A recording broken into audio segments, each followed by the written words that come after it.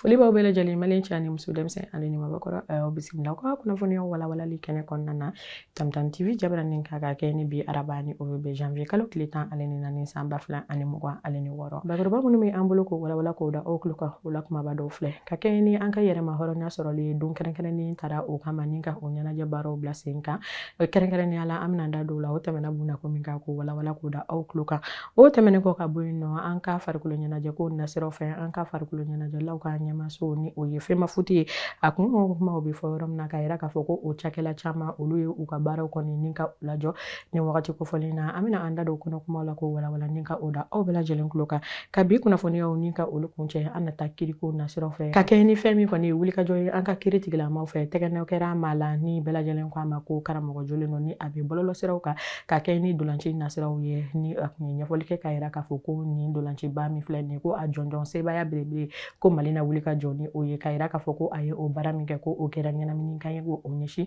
jamana kɔnɔdenw ma a nɔminɛlen bɛ o ko la bi an bɛna an da don o fana kun kan ko kuma la ko walawala ko da aw tulo kan ninnu de bɛ an bolokɔrɔ bi aw ye aw n'an ka se bi kɔni kɛra don kɛrɛnkɛrɛnnen min taara Mali kɔnɔna na ka ɲɛsin an ka yɛrɛma hɔrɔnya sɔrɔli ko kura ye ni an ko o ma ko souveraineté retrouvée o ɲɛnajɛw kɔni ko bunakun kan ye ka yira k'a fɔ ko ka kɛ ni san 2022 kabini olu wagatiw la wulikajɔ min ni o taara ka o kɛ jamana kɔnɔdenw fɛ ni a ma dogo maa si la o hukumu kɔnɔna na k'a fɔ ko wulikajɔ belebele ko o taara ka o kɛ walasa fɛn min kɔni ye malidenw ka jija san 4 gɛlɛya degun kɔfɛ ka kɛ ni fɛn min kɔni ye jalaki ni ɲangi minnu ni olu taara ka o bin Mali jamana kɔni o kan ni ɲɛnajɛ baaraw taara ka o kɛ an ka kalanso min bɛ yen nɔ ni an ko o ma ko école supérieure de journalisme et de sciences de la communication ni o ye ESJSC kɔnɔna ye min na ni fɛn min kɔni ye maaw bɔra ni ka fara ɲɔgɔn kan ka kɛ ni bi araba o ye ka jɛ ka fɔ kɛ kumaw kan sigi ka fɔ kɛ kuma kan ni o kuma mun ni o bɛ tali kɛ kɛrɛnkɛrɛnnenya la fɛn min kɔni ye wulikajɔ min ni o kan ka kɛ walasa fɛn min kɔni ye an ka souveraineté retrouvée ni o ye an ka yɛrɛma hɔrɔnya o kɛlɛ ni o baara mun bɛ sen na ka yira k'a fɔ o bɛ se ka taa cogo di ni ka a kɛ ɲɛfɔli sira ye o ye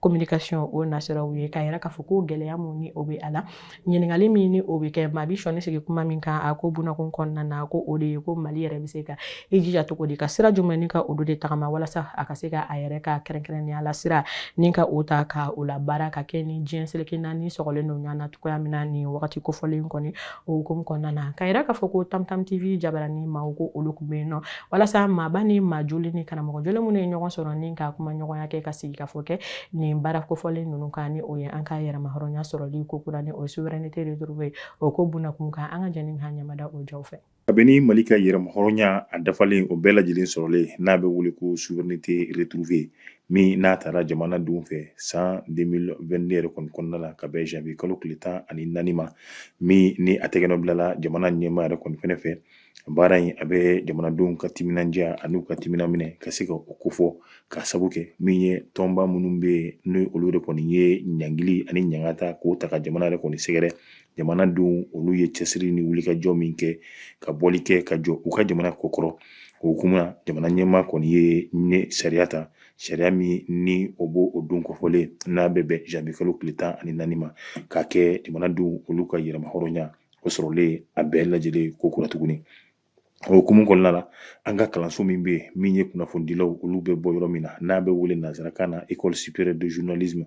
et de sciences de la communication a dalasurun o de ye ESJSC olu kɔni ye min ye lajɛ belebele kɛ n'a bɛ fɔ min ma ko conférence k'a kɛ min ye thème kan n'a bɛ wele ko kunnafoni dili walima min ye laseli baaraw o kɔni o bɛna se ka kɛ yɛrɛma hɔrɔnya wa o jɔsen bere o de kɔni fɛnɛ ye maa min tun bɛ conférence ale yɛrɛ ɲɛma ni o tun ye kumasentigi ye ale tɛ maa dogolen ye kunnafonidilaw olu ka soba min bɛ yen n'a bɛ wele maison de la presse o maa ɲɛma kɔni fɛnɛ don ale y'i da don wa min ye kɛrɛnkɛrɛnnenya la 14 janvier ni o de kɔni bɛ tali kɛ souveraineté retrouvée la wa a nana cogoya min na ani a jɔyɔrɔ wa i b'a ye k'a fɔ o bɛna se ka kɛ jumɛn a la ni o ye communication ye wa min b'a to an ka yɛrɛma hɔrɔnya a bɛɛ lajɛlen kɔni na sɔrɔ ka sigi an ma cogoya min na ale kɔni ye i da don olu yɛrɛ kɔni fɛnɛ la wa min b'a to walawalali faamuya o na se ka sɔrɔ o kɔnɔna la cogoya min na a ko min ye an ka kunnafoniw di ye an kana sɔn fiyewu a ka bɔ kɔ kan ka na bi an kan an yɛrɛ ka kɛ an ka kunnafoniw diba ye minnu bɛ a baaraw kɛ minnu bɛ a kumaw fɔ anw de b'u dɔn anw de fɛma don anw de bɛ se ka u ɲininka a jɔyɔrɔ ko o ka bon kojugu min ye an ka yɛrɛma hɔrɔnya na. A fɔra ko kunnafoni di o ye sababuya ye min bɛ jamana ka hɔrɔnya n'a ka danbe segin a ma. Minisiriw kumana an ɲɛna yan olu y'a jira k'a fɔ ko kunnafoni di tɛ jamana ka hɔrɔnya n'a ka danbe sɔrɔ segin a ma dɛ. Fɛn o fɛn tɔgɔ ko kunnafoni di an ka adamadenya kɔnɔ bi an ka ɲɛnamaya kɔnɔ a jɔyɔrɔ ka bɔ a la. A bɛ ko bɛɛ daminɛ na a b'a cɛmancɛ la a b'a laban na mɛ bi kunnafoni dibaga cayara mɛ a ɲuman dibaga ka dɔgɔ. An bɛ jamana min kɔnɔ alhamdulilayi rabbil alamina kunnafoni diko dɛsɛ t'an na kunnafoni dibaga dɛsɛ fana tɛ an na mɛ mun de kɛra dɔ de ko ale bɛ miiri cogo min na ale bɛ ko ye cogo min na ni e min m'a ye ten ko e t'a ye k'ale de y'a ye alors que e de ni mɔgɔw bɛ ɲɔgɔn kan e de b'u ka kan mɛn e de b'u ka gɛlɛya dɔn e de b'u ka tɔɔrɔ dɔn e de b'u ka hɛrɛ dɔn e bɛ se ka wuli ka se o mɔgɔw ma k'a ta a sun kɔrɔ olu yɛrɛ bolo walasa kuma min bɛ yen ni mɔgɔw b'a faamuya u ka bɔ ko kalama Sew ka bɔ Bamakɔ ko kalama Kayika ka bɔ Kucala ko kalama Gawo ka bɔ Mopti ko kalama mais ni mɔgɔ wɛrɛ de ko k'ale b'i to fan wɛrɛ fɛ parce que a ka di ale min ka fɔ walasa ka jamanadenw ni ban ɲɔgɔn na parce que ale bɛ jamana wɛrɛw ka baara la olu ka intérêt défend walima a ka di ale kuma ka fɔ cogo la f'i k'a fɔ ten o de cɛ man ɲi. Baara in kɛnɛ kan a bɛ fɔ min ma ko invité d'honneur o tun ye kunnafonidilaw olu ka minisiri ye ni ale tɔgɔ ye Alamdu Ag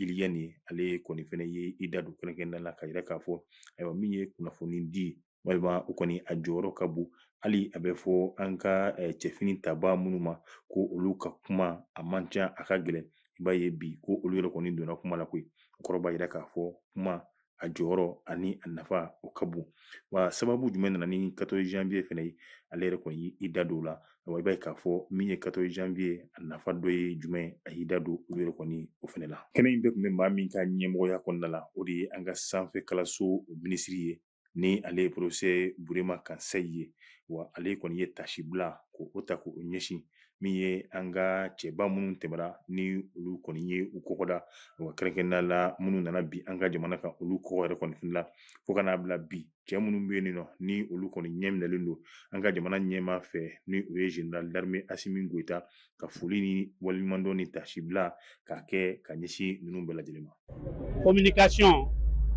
o de ye souveraineté daminɛ ye e y'a fɔ ekɔlidenw ye u ka rôle ka bon u jɔyɔrɔ ka bon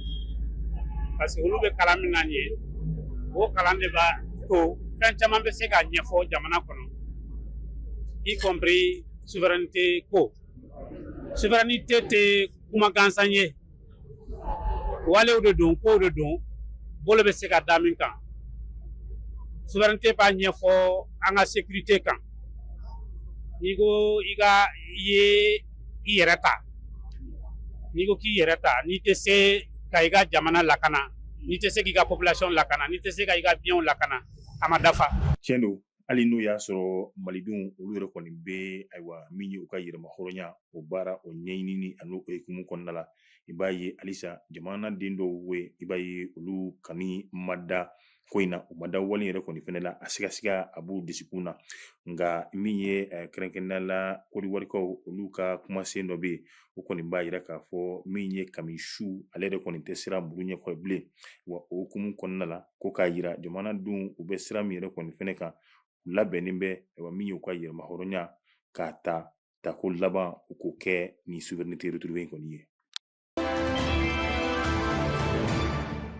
O tɛmɛnen kɔ ka bɔ yen nɔ farikolo ɲɛnajɛko nasiraw fɛ an ka fɛn min kɔni dolanciko nasiraw fɛ a ɲɛmasoba min bɛ yen nɔ ni an ko o ma ko FEMAFOOT ni o ye fédération ye ka yira k'a fɔ ko a maa caman ko o min ma taa ɲɔgɔnna bɔɲɔgɔnko olu kɔni u ka baaraw kɔni ni ka olu lajɔ ni wagati kofɔlen na ka kɛ ni u yɛrɛ ka hakilina jolenw olu ye o maa taa ɲɔgɔnna bɔɲɔgɔnko min ni olu tun bɛ fɛn min kɔni jɛkulu in kɔnɔna na ni olu ye u ka baaraw lajɔ ni o ye a ɲɛmaw ye o kɛra sababu ye k'a fɔ jɛkulu in yɛrɛ ɲɛmayaba tun bɛ maa min bolo ni o ye Mahamutu Bavi Ture ye ale kɔni ka fɛn min kɔni ye jɛkulu ni ka o ci ni wagati kofɔlen na ni o baaraw taara ka o kɛ kunun ko tarata ni o tun bɛ bɛn janvier kalo tile 13 san 2026 o hukumu kɔnɔna na ka yira k'a fɔ ko fɛn min kɔni ye wulikajɔ belebeleba ye o taara jamana kɔnɔdenw fɛ ka kɛ ni farafinna kelenya dolanciba baara min ni o taara ka o kɛ ni o bɛ sen na hali bi Marikukaw olu fɛ yen nɔ ni Mali yɛrɛ kun sen kun bɛ o dolanci baaraw la nka ni an kɔni ye Sarajugu ni ka o cɛ Sénégal ɲɛma kelen ale ni Kanangolo quart de finale o buna kun kan ni o kɛra ko ye min ma diya jamana kɔnɔdenw ye ni u ye laɲini kɛ k'a fɔ ko fɛn min kɔni fédération malienne ye ko a kan ka ci de ko jamana ɲɛmaaw ka u ka hakilinaw ni ka olu ta ka o kɛ k'a yira k'a fɔ ko o hukumu kɔnɔna na ko fɛn min kɔni ye ma kofɔlen ninnu yɛrɛ ye u ye u ka baaraw ni ka olu lajɔ an bɛ wagati min na i ko sisan wagati min na kafo ale ni FIFA olu ɲɛmaa k'a yira k'a fɔ ko fɛn min kɔni ye fédération malienne ko a bilalen don fɛn min kɔni ye gɛlɛya kɔni olu dɔ lajɛlenw la ni wagati kofɔlen na o sɔrɔla kunnafoniya la ko walawala ko da aw bɛɛ lajɛlen tulo kan o tɛmɛnen kɔ ka bɔ yen nɔ kiriko nasiraw olu fɛ fɛn min kɔni ye an ka karamɔgɔ dɔw ye bɔlɔlɔsira olu sanfɛ ni ale tɔgɔ ko karamɔgɔ Sinaye ko ni bɛɛ lajɛlen bɛ a dɔn a ka bɔlɔlɔsiraw kan wagati kofɔlen na kɛrɛnkɛrɛnnenya la Mali ka dolanciko nasiraw fɛ ni kuma caman ni o ye layidu ye ni ale ye o ta maliyɛndenw ye k'a yira k'a fɔ ko fɛn min kɔni ye jɔnjɔn belebeleba ye ɲinan kɔni dolanci nasiraw fɛ ko Mali na wuli ni ka i jɔ ni o ye nka k'a yira k'a fɔ ko o kɛra kuma ye kuma min ni a ma se ka san sɔrɔ o hukumu kɔnɔna na kiiritigilamaw ye a nɔ minɛ k'a yira k'a fɔ ka a don bɛrɛ la k'a sababuya kɛ ko a ye nin kuma min fɔ i n'a fɔ ko a ye hakilina de ta ni ka a fɔ ka jamana kɔnɔden kɛrɛnkɛrɛnnenya la ni Mali jamanaden ta k'a lajɛ ko a bɛ taa i yɛrɛ sɔrɔ fo maa 22 o ni a kunkan fɛ ko a ye kuma ta ka o fɔ olu ɲɛna k'a sɔrɔ a ma bɔ a sira fɛ o hukumu kɔnɔna na kɔni o kɛra sababu ye ni u ye a nɔ minɛ k'a yira k'a fɔ ko a kelen tɛ ale ni fɛn min kɔni ye Hayidara olu de o tɛmɛnen kɔ ka bɔ yen nɔ ka kɛ ni farafinna tilebiyanfan kelenya tɔnba ni o ye CEDEAO maaw ye olu ka wulikajɔ belebele k'a fɔ ko an bɛna an yɛrɛ ka fɛn min kɔni ye wari ni ka o bɔ ni o ko baaraw ni o tun bɛ sen na kabini wagati jan nka ni a kuma sira sɔrɔ ni o bɛ tali kɛ ECO o la k'a yira k'a fɔ ko u ye da don o kuma la ko kura tuguni ni u y'a yira k'a fɔ ko o wari ni o fɔra ko a baaraw bɛna taa ni ka a bila sen kan san 2027 o nataw olu la o hukumu kɔnɔna na k'a yira k'a fɔ ko fɛn min kɔni ye an bɛ wagati min na ko sisan a ye jamana saba ni o ye Mali Burkina fo ka taa se Niger ma olu kɔni sen tɛ fɛn min kɔni ye CEDEAO ka jakulu nin na ni wagati kofɔlen in na ka taa sɔrɔ u bɛ u yɛrɛ sɔrɔ fɛn min kɔni ye farafinna tilebiyanfan